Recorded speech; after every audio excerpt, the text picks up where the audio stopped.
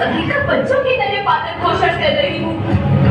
मैं तब भी थी जब आप लोग नहीं थे, और मैं तब भी रहूंगी जब आप लोग नहीं रहेंगे।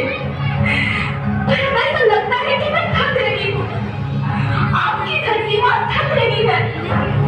रसायनों का छिड़काव, रासायनिक खाद और इंसान के कारण पानी एवं हवा में जहरीला है। यही कारण है कि मैं थक रही हूँ।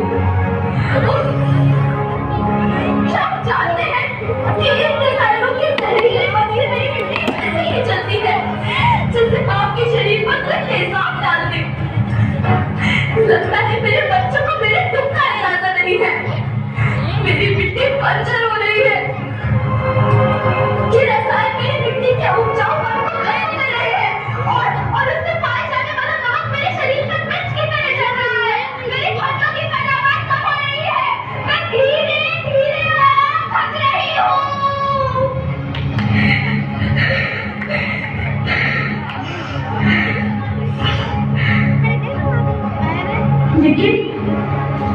लेकिन अब मुझे याद आता है कि पहले मैं बहुत सुंदर थी, बहुत प्रसन्न थी, हमेशा हंसती थी। मुझे अब भी याद है।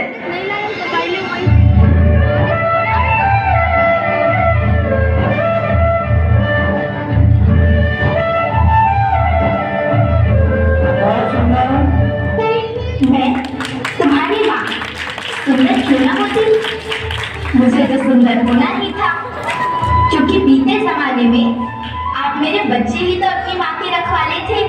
आप लोग प्राकृतिक खेती करते थे और फिर हमारी सभ्यता में तो प्रार्थना भी धरती कल्याण की है।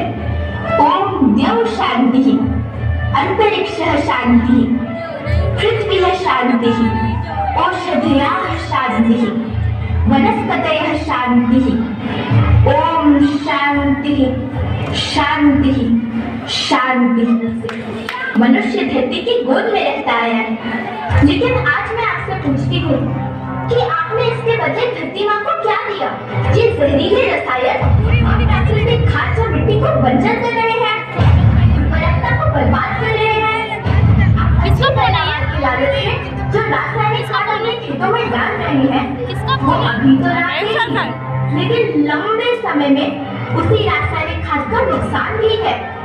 रासायनिक खाद सेहत समान है और तो और फसलों में पानी की खपत भी बढ़ गई है, जिससे खेती की लागत बढ़ रही है और पानी का स्तर जमीन के काफी नीचे जा रहा है।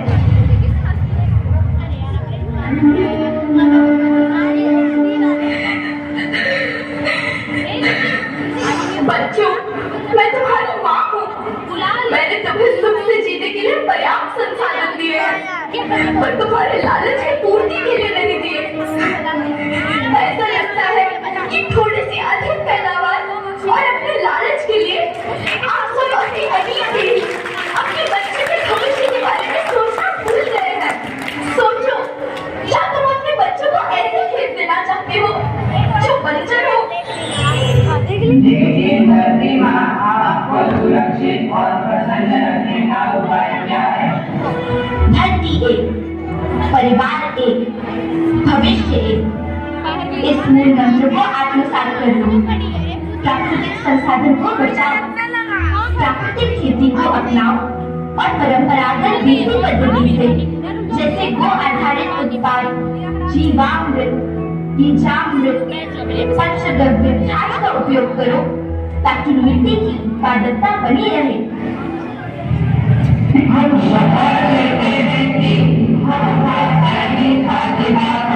नहीं करेंगे, हम प्राकृतिक खाद्य का उपयोग करेंगे, हम प्राकृतिक और परंपरागत तरीके से खेती करेंगे। कुरुक्षेत्र की